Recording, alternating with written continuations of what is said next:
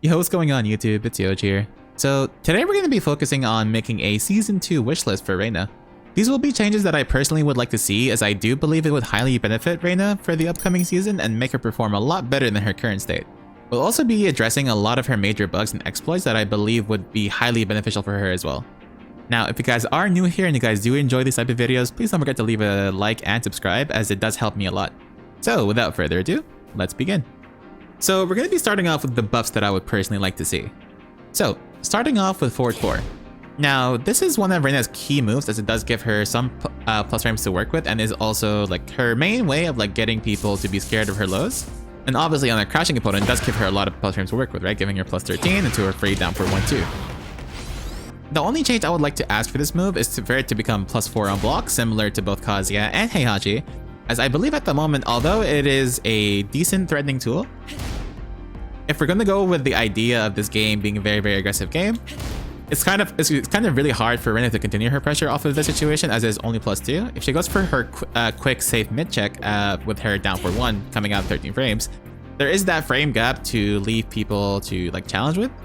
But not also that, a good majority of Reina's options is actually sidewalkable to the left after the situation. So if you're in the opponent in this situation, you do end up blocking her forward 4. A lot of her things tend to whiff here, so she doesn't really have many things that she's able to like track you with, as you guys can see right here. So in order to like have some form of pressure for her to still maintain, she has to commit to like a homing move, which is like very quick at 16 frame, but still like, you know, there's still some small frame gaps to work with. Or if she wants to really track you for like sidewalking in that side, she has to go for like a very slow move like CD3, which is a very powerful move to stop people from stepping that side, but in the same time has to be a more of a committal read, right? So the reason why I would like for it to be a little bit more plus is because this way we at least have a decent mid check to like at least like work with, because I believe like at least having down for 1 be like an actual like check tool for people that tend to like challenge us at forward 4 here can be a lot more beneficial for us, because at the moment it's sort of really hard to get your offense going after forward 4. Because although it is plus 2, it is leaving the opponent very like open to either challenging us or just being able to set a lot of our options to one side. So even though forward 4 is still stronger technically on 1P, because at this point they cannot step our down forward 1, as it is going to track to our strong side, with down forward 1 being a viable option here, it still leaves that frame gap that we're still vulnerable with, because if we do go for 1 plus 2, that's still sidewalkable, as you guys can see right there. It just opens up this RPS mind game that's technically a little bit too difficult to overcome when we're just trying to just get a simple mid poke in, right? So I would like a little bit more pushing for this to work with. That would be very good for us. But mainly, at least not on block, but rather on hit. This is like the biggest thing I do want to talk about. So a key difference between both Kazuya, Heihachi, and Reina's forward 4 is the plus frames on hit. So at the moment, when you land forward 4 on hit with Reina, you're only plus 5. Whereas if you do the same sequence with Heihachi, he's plus 7. Now, the reason why these two frames of difference matters is because it opens up a lot of opportunities for the opponent to challenge us compared to Heihachi and Kazuya. So if Heihachi does this sequence right here, he does forward 4 into down forward 1, it doesn't really leave you many options to challenge him with, right? So you try to challenge with armor moves here, like a heat burst maybe. Doesn't really give you the opportunity. If you try to rage guard him after eating a forward 4, you can't really do that, right? As you guys can see right there. But if the opposite happens, where we try to continue some pressure after a forward 4, if we try to down forward 1 them, for example, we are vulnerable to rage guard, as you guys can see right there. So if we try to mid check after forward 4, then as you guys can see, it doesn't really let us like continue our pressure at that point. It makes checking them after our forward 4 really difficult, because we have to commit to a high hitting move instead of a quick safe mid checking move. Otherwise, we can't really exactly mid check them here, which is really difficult for us to continue our pressure. So I would like this to at least be similar to both Kazuya and Heihachi, for both of these moves to become at least like plus 7 on hit. And for the block frames to also be plus 4 on block, because that's really beneficial for us, and I believe that would highly help our pressure in terms of like what kind of risk we're taking, because as you guys know, most of our lows aren't the greatest on hit. with most of them being like a good majority of like risk. So this would greatly help our pressure be a lot more threatening. Now, next thing I want to talk about is back 2. Now, one of the biggest weaknesses that Reina currently suffers from is her linearity, right? So them giving us a very quick 16 frame homing mid to work with is actually very good for us, because that will make our neutral game a lot more better, right? My only issue with this move is that the pushback that it leaves you on hit. So as you guys know, it's like +3 right there, but like it leaves the opponent very far away. Something that kind of bothers me is that this move on block leaves you a lot closer in their face, as you guys can see right there. It's -9 in their face. So like throwing this out in neutral is still a very strong move, but I would just like it for it to be a little bit closer on hit, because it makes continuing offense afterwards a little bit really awkward, because as you guys can see, like down for 1's out of range. You gotta either commit to 4-2-3, or you gotta commit to a 4-4-2 just to get some offense going. And both of those options being sidewalkable to the left can make it really difficult to even like try to like get anything going, right? So it sort of makes continuing offense after back 2 really awkward. So you sort of either gotta play this mind game of either committing to a back 2 into another back 2, maybe going for like a CT3 if you just dash in time and dash in well enough, or maybe just realign with like electric, and you gotta still deep dash for that. So that requires a lot of committal just to like stop them from doing all this. And it becomes really difficult just to like continue offense afterwards, even though we're +3, right? So I would like this to just be a little bit closer on hit, just for the down for 1 to at least be a viable check tool, just in case, you know? So the next buff I would like to personally see is for down back 2 to receive a high crush property. Because at the moment, almost every Mishima has a high crush load that's actually very beneficial for them, with Heihachi having down back 2, which on hit, as you guys know, is also like very plus, giving him +6, which is very good. And it used to give a knockdown on counter hit back in Tekken 7, but at the moment still gives you the same frames on normal hit and on counter hit. And the same thing applies with Deviljin. Deviljin having down back 2, another high crush low, and giving him +3, and of course on counter hit giving him knockdown. And Kazi, of course, down 1+2, having a full counter hit launcher off of his down 1+2. So I feel like down back 2 at the moment is very risky to use, as it's a 20 frame low, it's very slow, and as you guys can see, -3 on hit, and on counter hit doesn't really give you anything to work with. And on block, this being also death on block, so this being death on block, and of course having no tracking at all, right? So I feel like if you guys want to have this low be a little bit more useful, and at least, you know, give us an actual reason to go for it, besides being a decent damaging low, right? 22 damage, that's quite a lot of damage for a low poke, right? But I would like to see this low to at least have a high crush property, because at the moment it's really difficult to place this low, and I feel like for the risk that you're taking for this low, you might as well go for a health sweep at that point, because with both of them being death on block, at least the health sweep will give you some plus frames to work with, whereas down back 2 sort of gives like nothing to work with, right? So I feel like if you guys want to make this down back 2 a little bit more useful, a high crush property would make it very beneficial. Even like the animation itself, because look at it, it looks like it should be like a high crush move, right? So that's why I believe having a high crush property off of hair down back 2 would be very good. Now, the next move I would like to discuss is Sen 4 from her Sentai stance. Now, this move is a airborne move that gives Reina a hop over mid that gives her some plus frames to work with. Now, I do like this move a lot, but what bothers me about this move the most at the moment is, although it's technically supposed to be an airborne move that's supposed to crush over a lot of lows, so like the general idea is that if someone tries to challenge your 442 with like a low poke, that's supposed to go over, right? That's supposed to be how the RPS situation goes. So the thing with Sen 4 is that it's supposed to be her option to not only like have some plus frames to work with, but also it's supposed to be her hop over option that leaves her airborne for her to beat either like a low attempt or maybe like a grab attempt, right?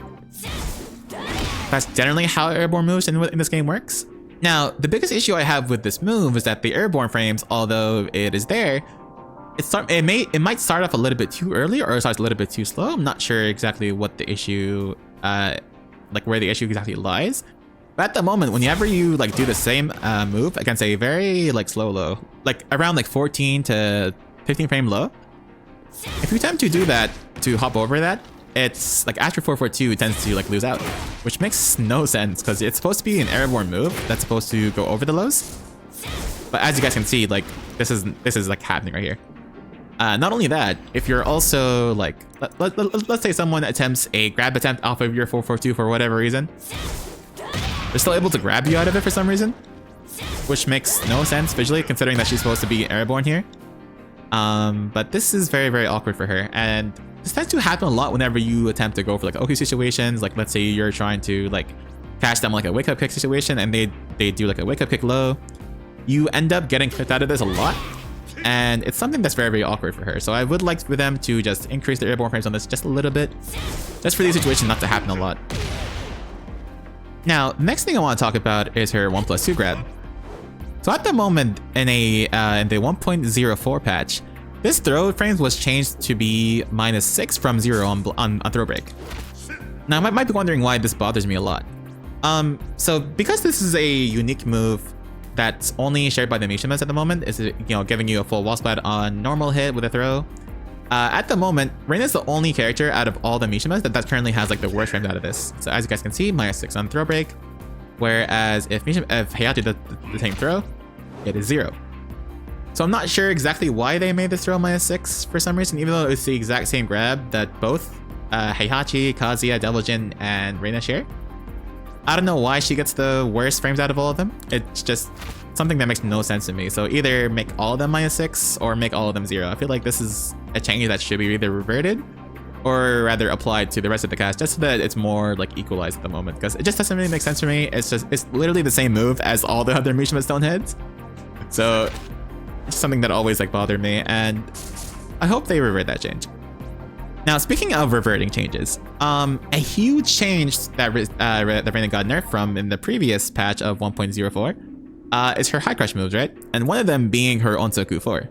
So this move being one of her best heat engagers as well, did receive the same treatment as a lot of other moves, like full crash down 4/4 receiving a high crush nerf. Same thing with her like 3+4, like no longer having any high crush properties. And honestly, most of them don't really bother me that much, except for Onsoku 4. So the reason why Onsoku 4, the high crush nerf, bothers me a lot is because back then you were able to crush some certain highs against certain situations where people tend to jab, and that was after specifically like forward 2 into Onsoku 4, right? So this no longer being a thing on block, okay, I can live with that being a thing, right? But I don't understand why even on hit, whenever you land forward 2 to Onsoku 4, you're still vulnerable to getting jabbed. So what exactly, like, not sure how the devs intend for us to use forward 2 Onsoku 4. At that moment, I feel like the only use for this move, besides like throwing the opponent off guard, like you are able to crush the jabs with like certain sequences if you just go into that, or if you like go into like a wave dash off of it, which is very, very niche in my opinion. Like it's very, very difficult to even like make this like a useful thing for just a small jab check, right? I feel like if you guys want to have the jab be vulnerable, then at least make it so that they don't lose on hit, right? If you're going to do forward 2 into Onsoku 4, I believe that should maybe like at least be like a frame trap so that they don't jabs out of his here. Or at least make forward 2-3 more rewarding on counter hit. Because if you're going to play this forward 2-3 mind game all day, so let's say that they're going to be like jabbing after forward 2-3, maybe giving us some form of like counter hit reward would be nice. Because at the moment I feel like forward 2-3, like this is a very, very good move that can also go into Sentai. Maybe making it forward 2-3 into 7-3 guaranteed on counter hit, that would be very, very beneficial. Because at that point, we can sort of have an answer for people that are just jabbing us on forward 2 all day. Because at the moment, it just feels very, very awkward to use. So the next change I would personally like to see is for Reina's CD4-4. Now, this is her double sweep from her hell sweep that leaves you a +2 on hit. And the second hit of this also being a counter hit launcher, which is very, very strong. As you guys can see, you can get a full pickup with this, which is very, very strong. But the risky side of things is that this move, even the second hit being a stagger on low block, as you guys can see, that's also -22 on block, which is pretty much death. But my main issue with this move is that the on-hit frames isn't exactly the most beneficial. So the biggest issue I have at the moment is that if we ever land TD4-4, and let's say you want to continue your offense, right? Your only check tool after this is your Waltzing 4.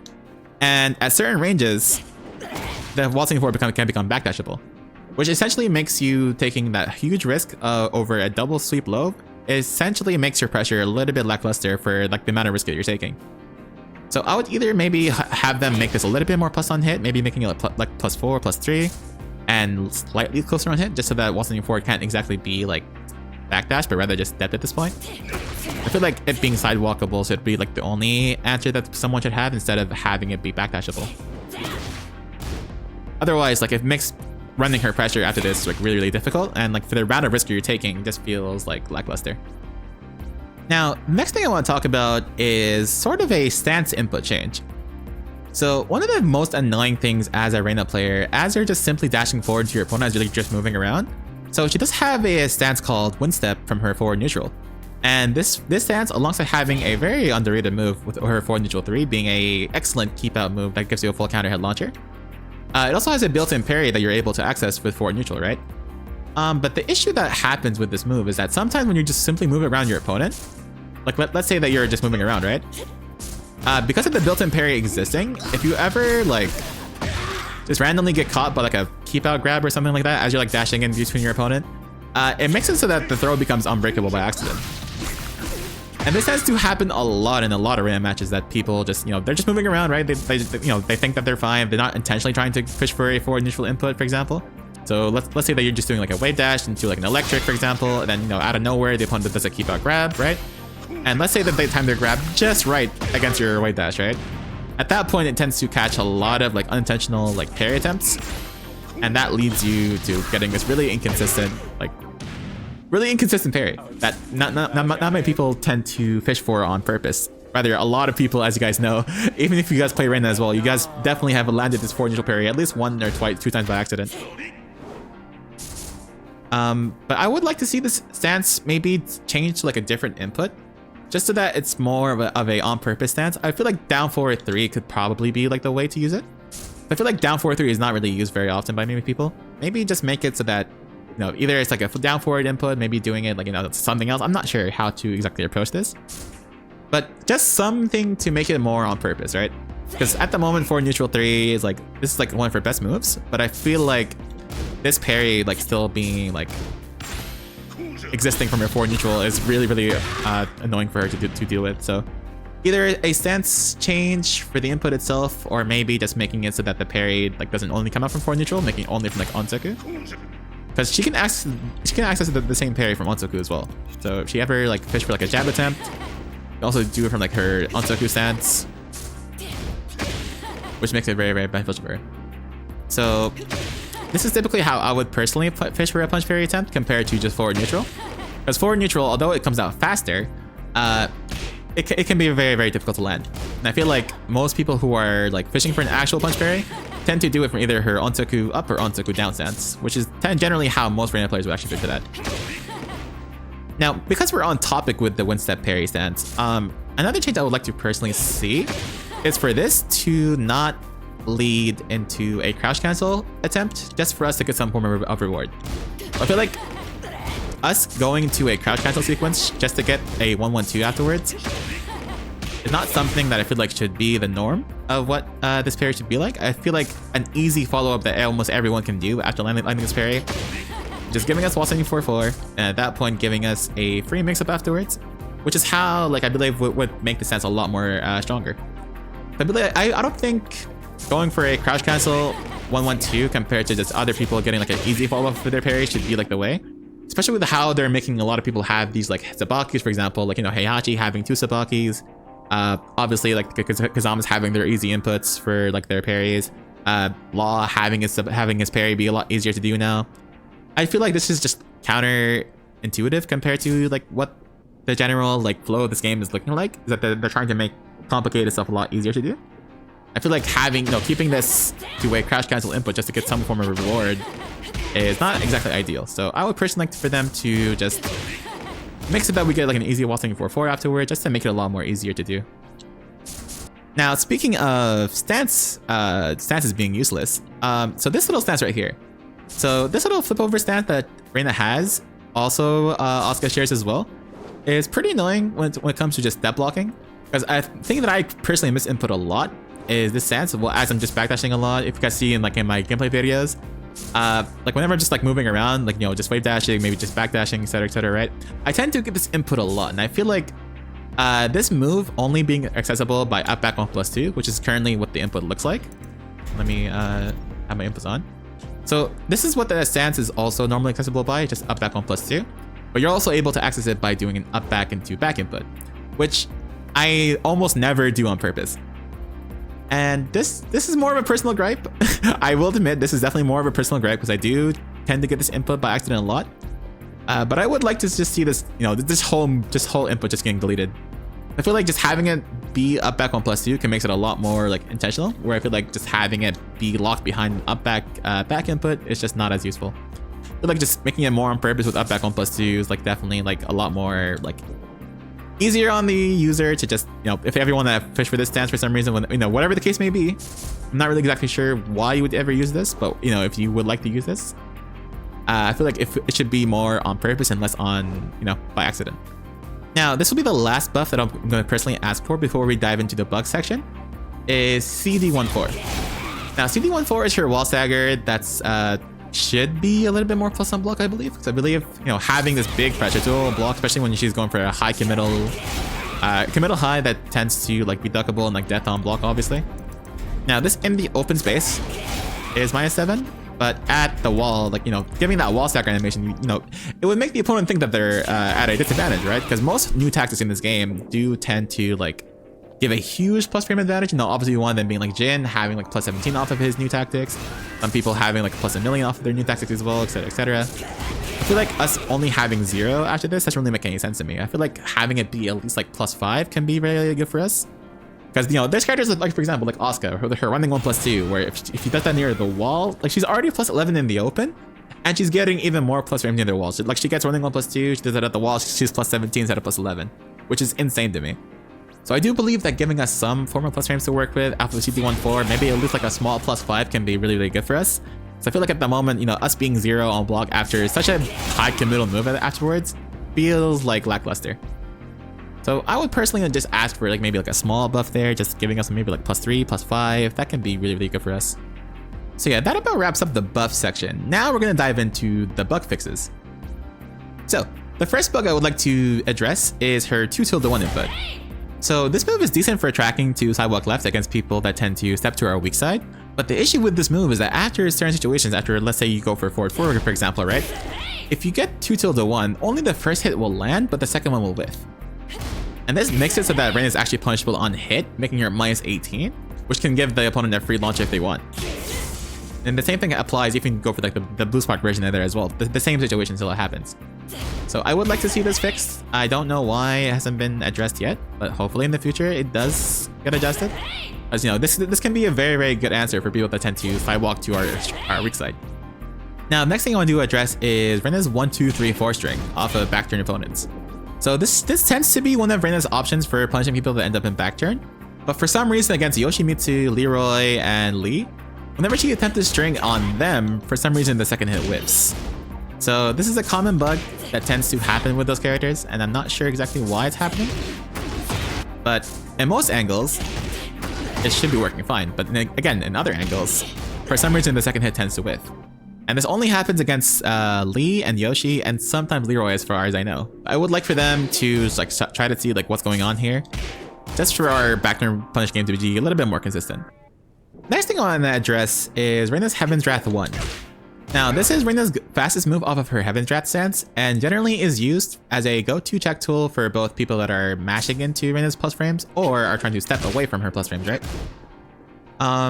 So the issue I have with this move, and as you guys probably have seen either on Twitter or maybe just through gameplay, is that whenever we try to like check people at certain situations where we're at an advantage, so for example, you know, I'll do a health up here.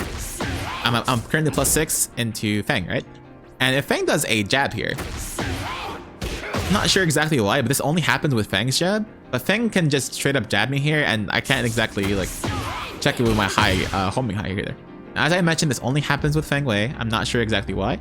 Maybe it's due to his idle stance being a little bit further away, but Feng can just straight up jab you here, which is not essentially like okay after our health sweep, especially when, you know, we're taking already like such a huge risk, and it sort of like limits our options at what we can do at that point. Well, obviously we can either go for our mid options here, but I feel like the high itself, you know, the whole purpose of it to like not only catch people who are trying to jab you, but also getting that huge counter hit reward. Because you guys didn't know, like Wrath 1 on counter hit does give you like that free 7-1+2. It can give you like a pretty big damage, as you guys can see, which makes people that want to check her, you know, it's essentially like your go-to check tool for stopping people from trying to check you, right? And again, another counterplay for this that this move also offers that people are also able to backdash it, which I believe is fine. So this is generally what the counterplay should look like: either backdash, duck, or you know, just do like a high crash move, right? But I believe like being able to just straight up jab me after my health sweep here doesn't really make any sense. So I do hope this does get addressed. Now, another interaction I would like to showcase with her Heaven's Wrath 1 not exactly functioning properly is against Elisa Chainsaws. Now, against this Power Crush, it does have some high evasion to it, but even then, whenever we do land our health sweep against her into Heaven's Wrath 1, it tends to work, right? As you guys can see right there. But whenever we're at a different situation, so let's say that we do running 4, at least it's a +8, right? That tends to still get high crushed, which is very, very awkward. But then you do the same situation, right? So let's say that you land your Heat Smash. Again, you're +8. If you go for the same situation where you tend to do Heaven's Wrath 1, at that point you win, which makes no sense because it's like, why am I losing here? But after Heat Smash, when I'm slightly off axis, I'm still able to win. I'm not sure exactly why this is occurring a lot. Maybe it's due to the off axis positioning. I'm not really exactly sure why. But the same thing also applies if you like land your down forward 4-2 into Heaven's Wrath, which is also +8. But if you try to check them for mashing, it still loses, which doesn't really make any sense because most power crushes that you're able to like. So whenever like you are at a heavy advantage with Reina, like let's say you're at +6 or at +8, and you try to check people that either try to rage art you or try to like mash on you, Wrath 1 tends to be our go-to tool. If not, like, you know, checking people that tend to step after options, because as you guys know, some of our options are linear. So you know, let's say that they try to like sidewalk our Wrath 2 options, right? So you can either step that. If they try to like step our Wrath 3-4, they can also step that, as you guys can see. So I feel like this being like generally like a counterplay for them sidewalking, it's, you know, it should exist the way it should.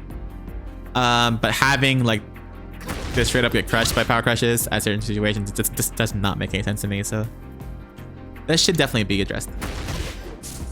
Now, another big issue that Reina also tends to run into is only specific versus Harong.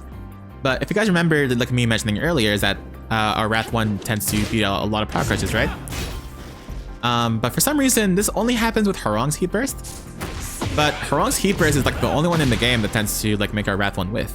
Now, normally this situation would beat any other Heat Burst attempt as a universal mechanic, because they're all 16 frames, they're all like, you know, they're all like generally have the same use on block, same use on hit, right? +2 on hit, +1 on block, 16 frame startup.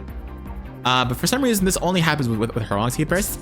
This is the only one that tends to like have this like jump back animation that tends to make our Wrath 1 whiff.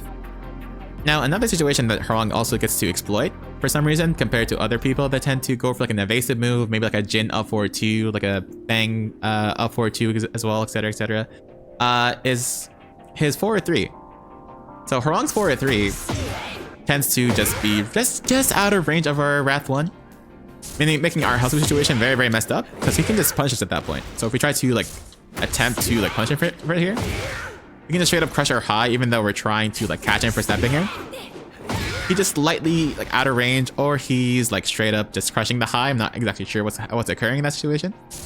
But I feel like that tends to make it really difficult for us to continue our offense at that point, because it makes many of our options lose at that point and makes it really, really unfair to like, it just makes it really really difficult to stop Harong from just challenging us the whole time, even after taking a huge risk like a hell sweep. I feel like if they can just either make our hell sweep 2 just slightly closer on hit, it can maybe negate this from happening too often, because I feel like this is more of an exploit, more of an oversight, less of an intentional thing. But so I feel like if they just can make it a little bit closer on hit just for this not to happen, that would also be like very, very helpful for us.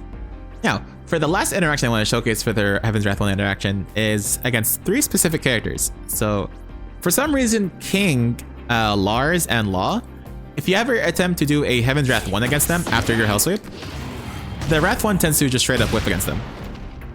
Now, this move normally beats, as I mentioned earlier, beats any power crush attempt that's like pretty quick. Obviously, some slow power crushes can still win. But you know, rage arts are all universal, right? They're all 20 something frame startup, right? around like 20 frames, right? So they're all 20 frame startup. They all come out like around like the 8th frame to come out when it comes to the Power Crush like activation thing.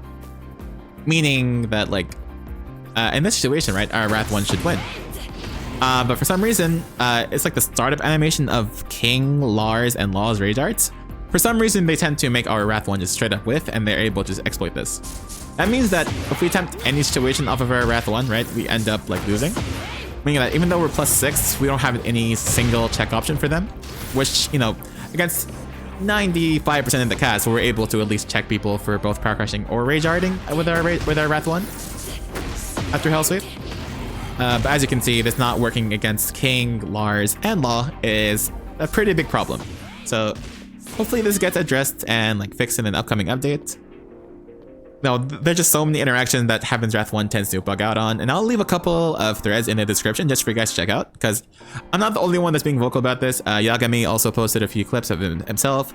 A bunch of people have been reporting a lot of situations where Wrath 1 shouldn't be like losing the way it should be. And you know, there's just so many situations to list, and I feel like I could spend maybe like 50 more minutes in this video alone just talking about it. So this will be like the last thing I want to showcase with Heaven's Wrath 1. So next thing I want to talk about is our Sentai 1. So this is our main power crush tool that we use from our Sentai stance, which can be used as a way to catch people that tend to like challenge us after our 442, or any like other like similar Sentai transitions. So let's say that you do down for 1 to Sentai, and like let's say someone tries to try to jab check you, right? So normally this is what happens. The power crush tends to absorb the whole string as it naturally would. Same thing with like 423, for example. It would just absorb the whole string, as you guys can see. But for some reason, and this happens against either like 442 interactions, maybe some other interactions here and there, but whenever you attempt to do like the same thing from like a 442, they can just straight up break the power crush into like a full-on combo. And a lot of people have similar exploits to this. And you know, Lee being one of them with his 1-2-4 string, right? Some people have, you know, for example, like Brian can just do like 2-3 into jet upper, which I'll showcase right here. Okay, so this is what the Brian situation looks like. He's able to just do 2-3 and have the whole power crush just not even reach with him for some reason. Where if you do the same thing from like down for 1 to Sentai, or doing it from like 4-2-3 in Sentai, it tends to absorb the whole string. But for some reason, if you do it from 4-4-2, it tends to just straight up whiff. And this makes it very, very exploitable by the Brian player, as you guys can see right there. This also tends to happen not only from 2-3, but also a similar string to Lee with his 1-2-1, where he gets a full trade into a full counter launcher in his own favor. And again, this does not happen from down forward 1 or happen from 4-2-3 into Sentai. It only happens from 4-4-2. And I'm not exactly sure why this is happening, but this is something that definitely needs to like definitely should be like looked at, because this is too exploitable and like way too safe for the Brian player to just throw out, especially off of our forward advancing stance. So it just feels like they can just do this all day, and like defeats the whole purpose of using this whole power crush, right? It makes it so that you got to go for a lot more risky options like Sansu +4, which is a decent option to go for, but as you guys know, it's also death on block, right? So it's like getting this block means like getting a launch punch, but you know, -29 is very, very, very risky to go for. Same thing with Sen 3, right? Sen 3 being able to trade with jab is also good, but again, if they duck this, it tends to like, you know, get a full launch on their end, and you guys know how that goes. So us trying to check them for mashing all day, and only to just get fully counter launched anyways, just seems like counter, like it just doesn't seem like the intended way. So hopefully this does get addressed, as it does make our like main approach tool even more difficult to use than like at the moment, as like, you know, more than it should be, right? 442 should be our brain dead move, right? As it's notoriously known for being. But you know, it makes it really, really hard to use, and especially in the game where like a lot of people have a just fuck it, just do it move. It makes it like really hard for us to continue our approach. Hopefully this does get addressed. And again, I'll leave another thread of tweets in the description for you guys to check out, because there's just a lot of interactions that tends to get exploited that I feel like, again, if I showed you guys all of them in this one video, it'll take like way too long. Now, next thing I want to talk about is her down forward 1-2. So the issue I have with her down forward 1-2 is that whenever the first hit tends to either get blocked or land as a normal hit, the second hit tends to either whiff straight up, or just have it just like not interact properly at all. Like it'll just either like get backdashed, either get like power crush when it shouldn't be getting power crushed, because there's a 6-frame gap between down forward 1 and 2. But some people are able to just either like power crush it. For example, I'll show you guys Nina here real quick. As you guys can see, like as I attempted down forward 1-2 here, like she's able to power crush through, which is not very common. For some reason, whenever down forward 1-2, whenever the second hit comes out, it comes out as 23 frames instead of 22, and this, I believe this is due to the startup animation of Nina's heat burst. I'm not exactly sure why this is happening, but this does tend to happen with some characters, with Azucena and Elisa, and maybe like Nina being one of them. Where like the second hit of that just gets to get power crush through, which is not very common, as any other character that tries to like power crush through this, they tend to just... So this is what normally happens whenever someone tries to power crush between our down forward 1-2. Is that the second hit tends to like land straight up. But I'm not exactly sure why, but you know, as I guys showed you earlier, like for some reason Nina or maybe like Ozzy, like some other characters are able to just straight up like power crush through this, which doesn't really make any sense off of a universal input. So hopefully that gets looked at. In terms of having down forward 1-2 whiffing, I do have a couple of clips to show you guys here just to see what a practical example looks like. So check out this clip right here.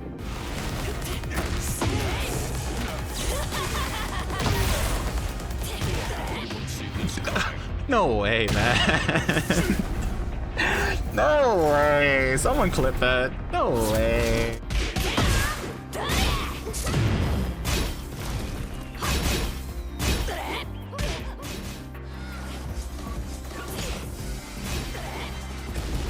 And here's another clip of it happening in an actual tournament versus Yagami. As well, and Heaven Trap 3+4 bursts out of there. Wow, someone just whip? I've never seen that. Is he fighting Kuma? What happened? That was crazy. Fighting his demons. He's an exorcist. So yeah, hopefully down forward 1-2 tends to get like reworked somehow, because it tends to bug out a lot more than it should be, and it tends to cause a lot of unintentional situations. Alright, next move I want to talk about is her 2-2-1. Now this move is one of her best whip punishers and just overall like block punishers, being a strong I-12 string that gives you like a lot of strong properties, even giving like a walkout at the end of the wall. But for some reason, whenever you're just ever slow, slightly off axis, this move tends to bug out a lot, making like the first, second hit or like the third hit just straight up whiffs in your face, even though the first two connects. And it tends to just not interact properly at all. So here's some clips just to showcase how that looks like. What the fuck? This character.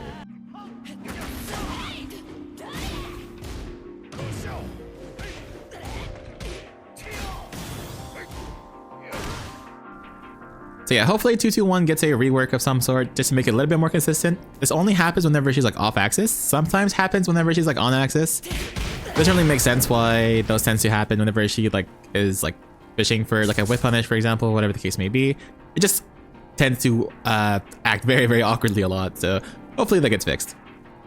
So the last thing I do want to cover in terms of her bugs is her back 1+2 power crush. So this power crush is her main power crush that she uses from neutral. It's a forward advancing power crush that's not that very risky, luckily. It's only coming at -13. But generally is like one of her go-to power crushes to use, right?